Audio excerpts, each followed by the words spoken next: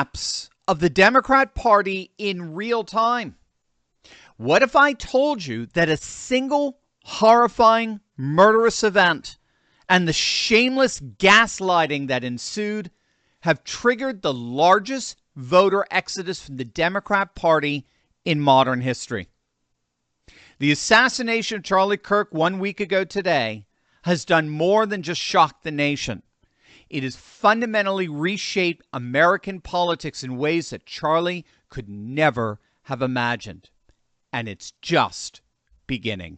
Hey gang, it's me, Dr. Steve, your patron professor, here to help you make sense of the madness as the far left desperately tries to stop the unstoppable rise of a new conservative age that you are making happen all over the world. So if you want a daily front row seat on how you are changing the world in ways you never even imagined, make sure to smack that bell and subscribe button. Also, I do have a big announcement. We talked about this yesterday, but we got a little surprise for all of you. I started a new channel. That's right. If you're looking for clear, powerful insights to make sense of the world around us in just about 60 seconds or so, check out our brand new Turley Clips channel. These are short, inspiring takes that help you think clearly so you can live courageously, rooted in timeless truths and hopeful trends. And I would really appreciate it if you would go on over there to subscribe and share it with your friends. Just click on the link below or search Turley Clips on YouTube and be sure to subscribe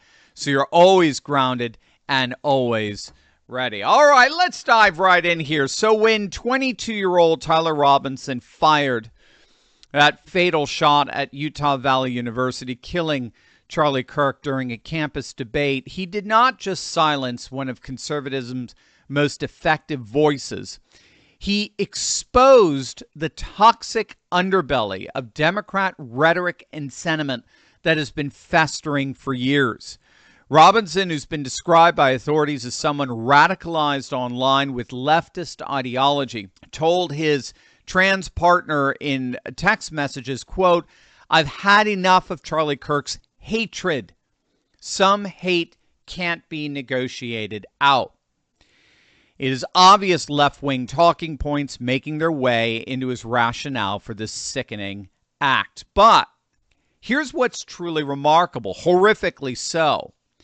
Instead of uniting Americans in condemnation of political violence, the immediate aftermath saw Democrats celebrating Kirk's death on social media. And this grotesque display of inhumanity that likened Democrats more to Al-Qaeda than America, that ghoulish, morally reprehensible response became the final straw for millions of Americans who could no longer associate with a party that had lost its moral compass. And we are getting both data and testimonies all corroborating that more Americans than ever have finally and decisively had it with the Democrat Party. So let's start with the data. We talked about this yesterday. Our good friend Jack over at Red Eagle Politics is reporting that the GOP gained 1,200 new voter registrations in both Pennsylvania and North Carolina in just the past week. In North Carolina alone, that was 4 times the registrations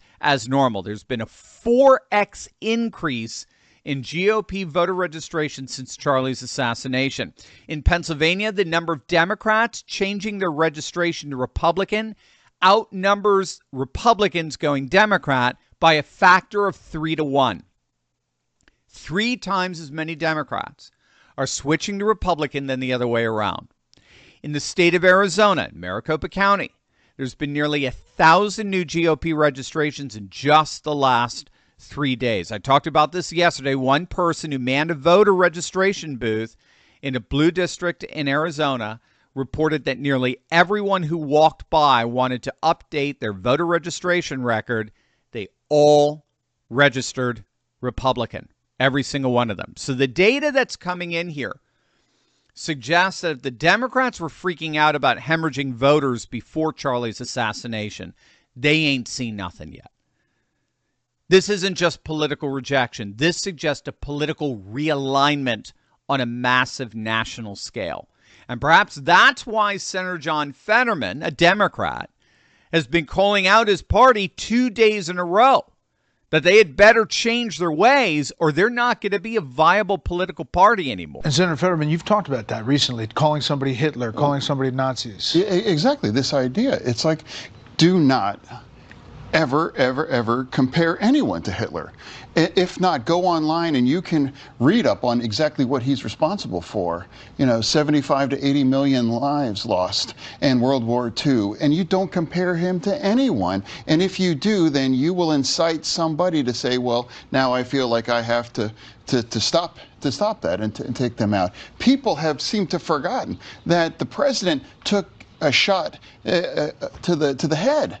And can you imagine if that shot would have gone the way Charlie Kirk's one, and what kind of condition our nation would be in? This is such a dangerous time right now. And now why?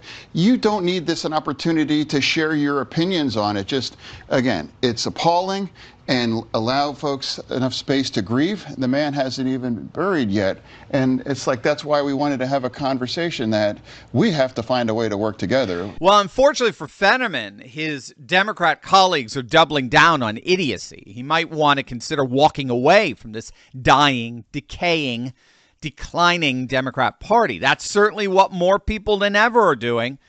Walkaway founder Brandon Strzok is reporting that their office is being flooded with walkaway stories from people leaving the left in the wake of Charlie Kirk's assassination and the less vile reaction to it. Now, here's what's really concerning about this massive political shift.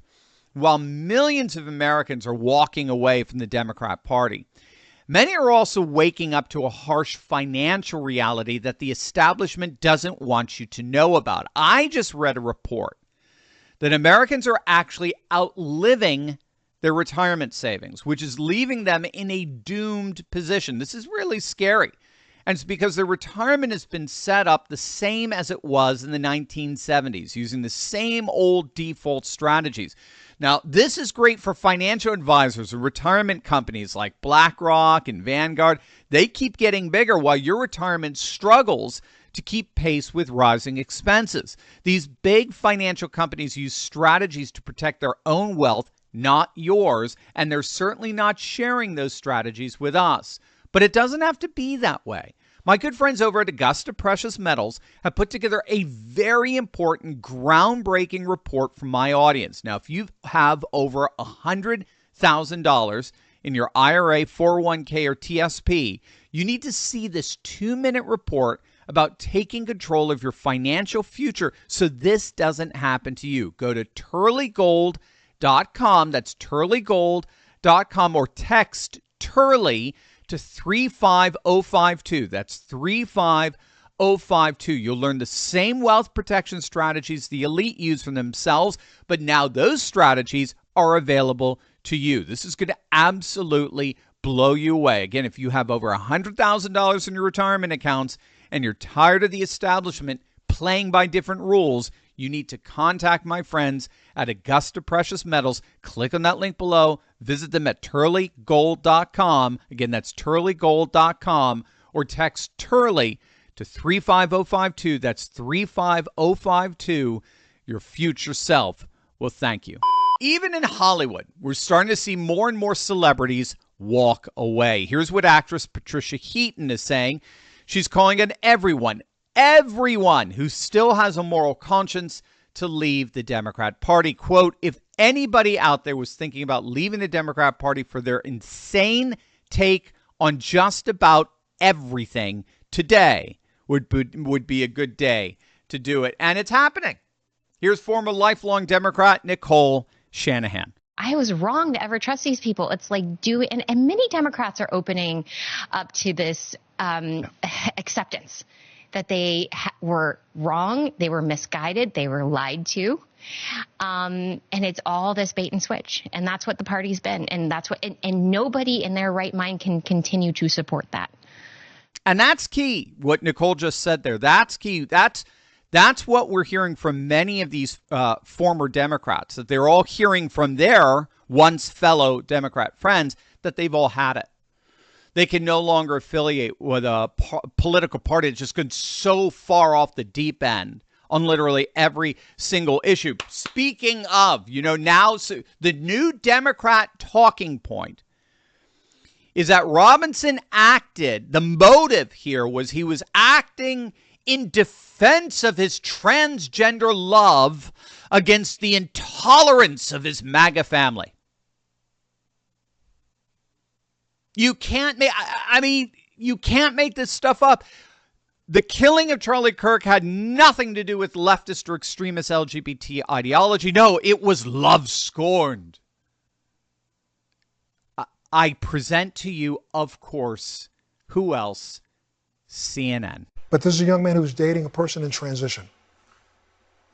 And I'm a conservative father, and I question, let's say my daughter brought home the first guy that she brought home. I question the guy that she brought home.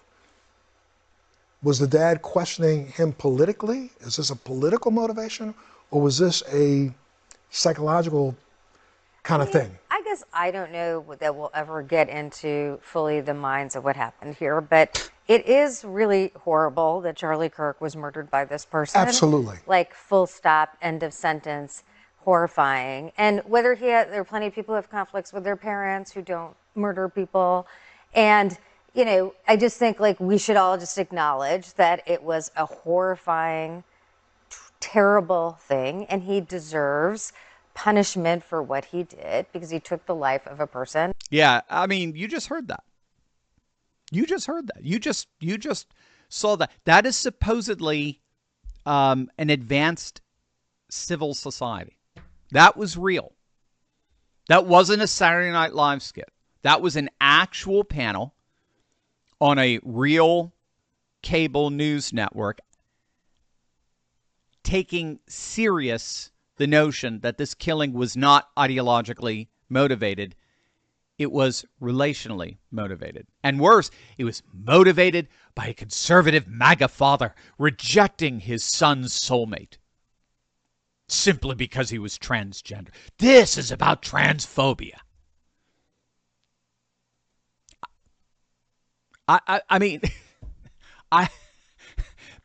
Beyond the pure and utter absurdity of these futile talking points, what's particularly absurd about what you just saw there is that Democrats think they can move past what they actually did, what their hate-filled ideology actually morphed into.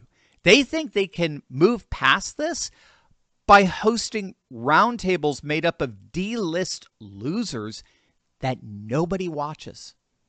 For the exception of Scott Jennings, of course. But again, if ever there were a moment that captured the Democrats' decaying decline, their political decomposition, there it was.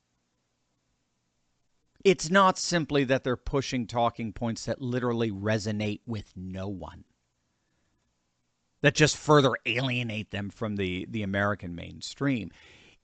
It's that they push those talking points on platforms like CNN or Jimmy Kimmel or MSNBC that literally no one watches anymore.